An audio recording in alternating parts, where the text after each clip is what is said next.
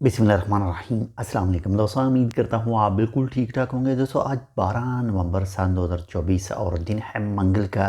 दोस्तों अगर आप टिकटॉक यूज़ करते हैं तो आपने उसके ऊपर वीडियोस देखी होंगी जिसमें कहा जा रहा है कि आपके जो ट्रैफिक के फ़ाइन है वो ओमान की तरफ से माफ़ किए गए हैं, आपके ऊपर जो वीज़ा के फ़ाइन है वो ओमान की तरफ से माफ़ किए गए हैं।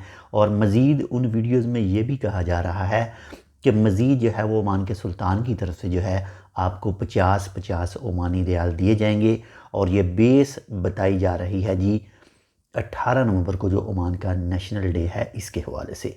और फिर ये तमाम चीज़ें बताने के बाद में आपको वो लेकर जाता है, आपको बताता है कि आपने गूगल सर्च में सर्च करना है, एक वेबसाइट का बताता है, उसके बाद में रजिस्ट्रेशन का बताता है, तो तब जाके ये माफ़ होंगे।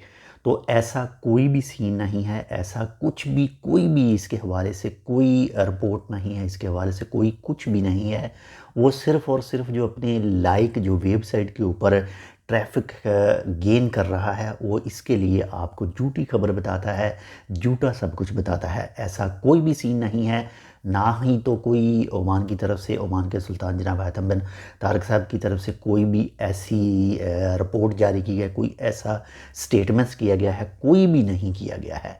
वो सब का सब फेक है। ऐसी किसी भी बात पर यकीन ना कीजिए।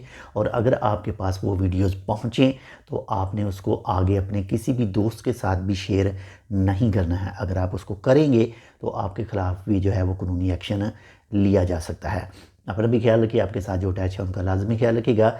और आप हमारे लिए इस चैनल टेक विद उर्दू को सब्सक्राइब कर सकते हैं। अगर आपके जहन में कोई सवाल हो तो वीडियो पर कमेंट कीजिएगा, इंशाल्लाह आपको उसकी रिप्लाई जो है वो दी जाएगी। बाकी 18 नवंबर 2024 ओमान नेशनल डे आप सब दोस्तों को हमारी तरफ से मुबारक हो। मिलते हैं आपसे दूसरी अपडेट के साथ, तब तक के लिए अल्लाह हाफ़िज़।